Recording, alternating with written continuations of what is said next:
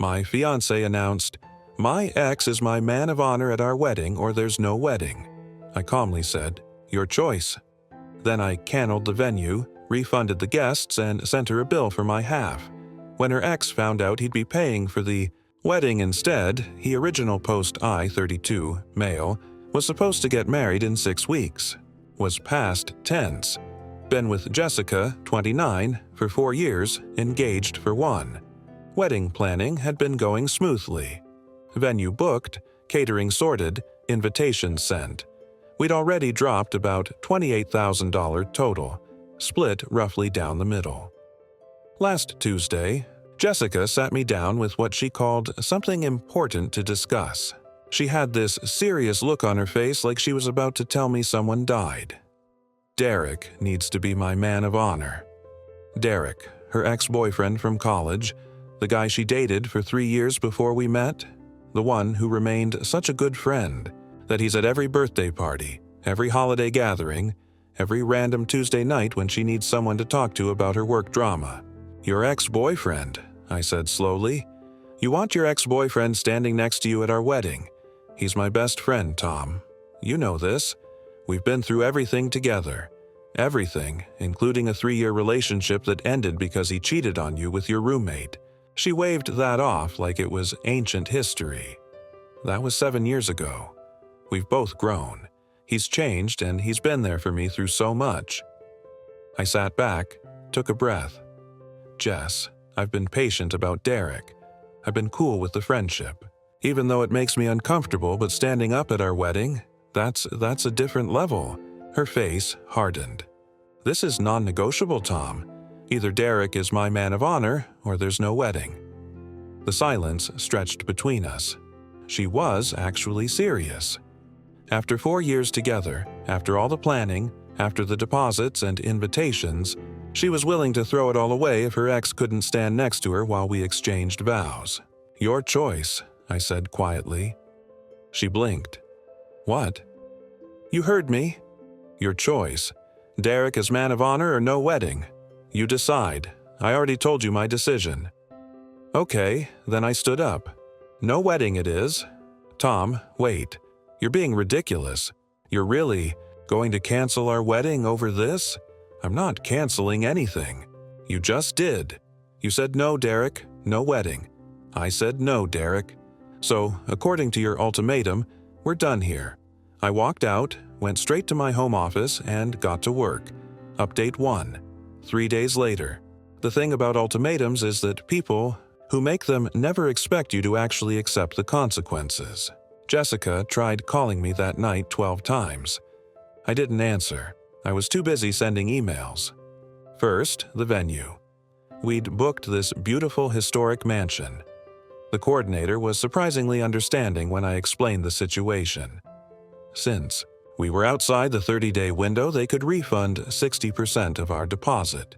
Not great, but better than nothing. Next, the caterer. Similar deal, partial refund, about 50% back. The photographer was cool about it. Full refund minus a small processing fee. The band had a strict no refund policy, but they offered to honor the booking for a future date if needed. I told them to keep it open. By 2 a.m., I'd contacted every vendor. Then came the hard part, the guests. I drafted an email.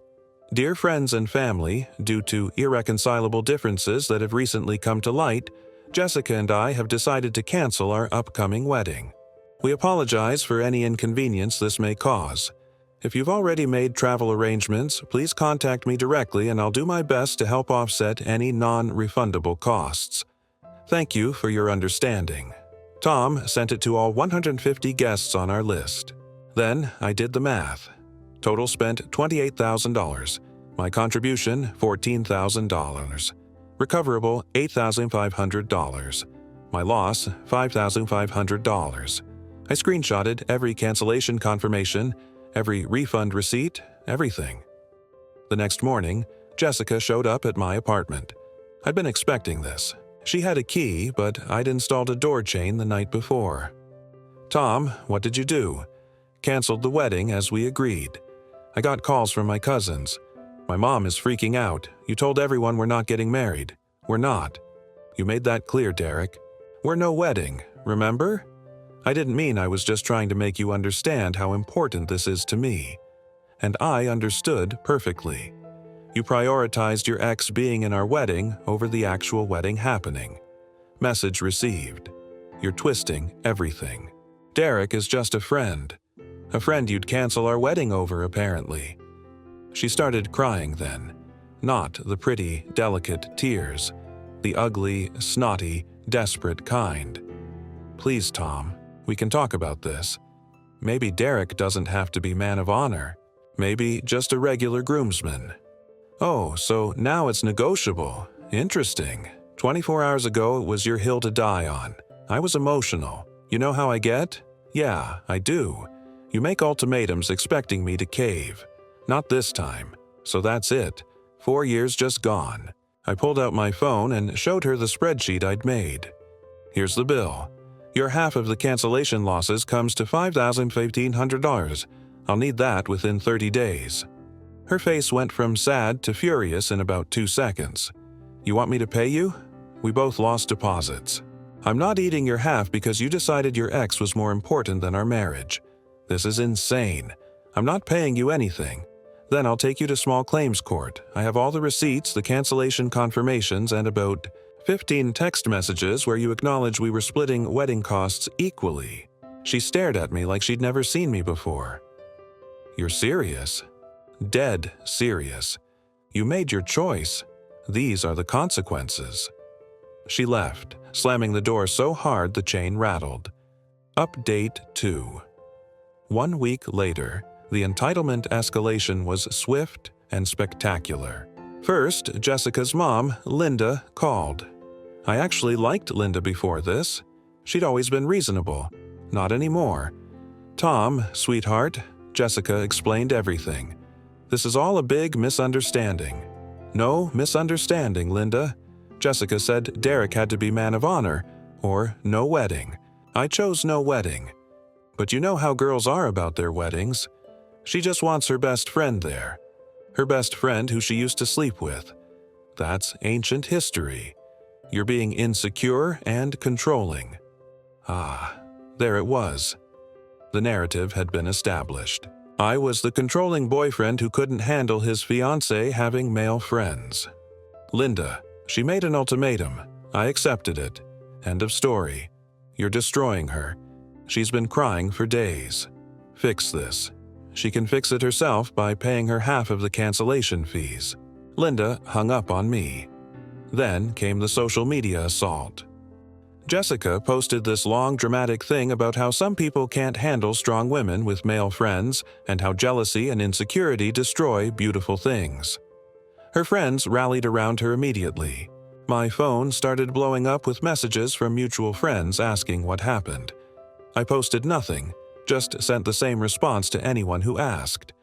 Jessica demanded her ex-boyfriend be her man of honor. I disagreed. She said it was that or no wedding. I accepted no wedding. Most people got it immediately. A few tried to argue that I was being unreasonable. I stopped responding to those. But here's where it gets good. Derek reached out. Not a call or text. This man showed up at my office.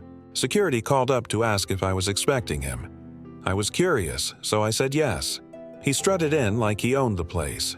Derek's one of those guys who peaked in college, still wearing his fraternity ring at 30, still talking about his glory days as quarterback. We're mad. We need to talk man to man. We really don't. Look, I get it. You feel threatened, but Jess and I are just friends. Nothing's going to happen at the wedding. There is no wedding. Come on, don't be like that. You're really going to throw away what you have with her over pride? Pride? She literally chose you over our marriage. She chose friendship. That's what mature people do. I laughed.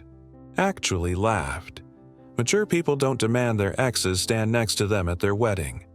You're being pathetic, dude. Man up and let her have this. Let me explain something, Derek. There's no wedding. It's canceled. Vendors notified. Guests informed. Deposits lost. It's done. His face changed then. Wait, You actually canned everything? Yep. But she said you were just being dramatic that you'd come. Around. She thought wrong. The deposits. How much did you lose? About 11 grand total. I'm billing Jessica for her half. Derek went pale. Her half. She has to pay that. Why do you care? He didn't answer, but I could see the wheels turning. Then it clicked. Oh my God. She already asked you for the money, didn't she? His silence was all the confirmation I needed. That's amazing. She wants you there so badly that she's asking you to pay for the privilege. How much did she ask for? That's none of your 5 grand. 6? He stood up abruptly. You're a real piece of work, man. She deserves better. Then she should marry you. Oh, wait. She already tried that and you cheated on her. He left without another word. Update 3. 2 weeks later, the Derek situation exploded exactly how you'd expect. Jessica called me screaming. Actually screaming. I had to hold the phone away from my ear. You told Derek about the money. I didn't tell him anything. He figured it out when he realized there were actual financial consequences to your ultimatum. He's saying he can't help with the wedding costs. He was going to help me pay my half. I nearly choked on my coffee. Wait. You expected Derek, you're just a friend, ex-boyfriend, to pay for half of our canceled wedding. He offered to help. He felt bad about the situation. The situation you created by demanding he be your man of honor. You're the one who canceled everything after you said it was him or no wedding. Jesus, Jess, do you even hear yourself? This is all your fault. If you just accepted Derek, if I'd accepted Derek standing next to you at our wedding, what would have been next? Derek coming on our honeymoon as your emotional support friend. Derek moving into our guest room when he has relationship troubles. Where exactly was the line going to be? Silence. Then quietly, you don't understand our friendship. You're right. I don't understand being so committed to an ex that you'd throw away your future marriage for him. I wasn't throwing it away. I just you wanted to have your cake and eat it too. You wanted me to be the stable, reliable guy who pays half the bills and Derek to be what? Your backup plan, your emotional affair partner? How dare you? Pay me my money, Jessica. You have 2 weeks left. I hung up. The next day, I got a call from a number I didn't recognize. It was Derek's girlfriend, Ashley. Yeah, Derek had a girlfriend this whole time. Is this Tom? Yeah, I'm Ashley. Derek's ex-girlfriend now. I wanted to thank you. Thank me. I've been suspicious about him and Jessica for months. When he came home ranting about wedding deposits and how you were being unreasonable, I made him show me his texts with her. And let's just say they weren't appropriate for just friends. I dumped him on the spot. I'm sorry you had to deal with that. Don't be. You did me a favor. Also, thought you should know Jessica's been telling people you were abusive and controlling throughout your relationship. Derek's been backing her up, saying you isolated her from her friends. Of course she has. I'm happy to set the record straight if you need me to. I have screenshots of their texts. Nothing explicitly sexual, but definitely emotional affair territory. I appreciate that, but I'm good. Let them tell whatever story they want. People who matter know the truth. Ashley laughed. You're handling this better than I would. I'm just tired. 4 years of competing with her ex-boyfriend was enough. For what it's worth, you dodged a bullet. Any woman who needs her ex that badly has issues. Update 4. 3 weeks later, Jessica's final attempt at manipulation came through her dad, Robert. Robert and I had always gotten along. We'd watch football together. He'd helped me fix my car a couple times. Solid guy. So, when he called, I answered, Tom, can we grab a beer? Just want to talk. We met at a sports bar downtown. He looked tired.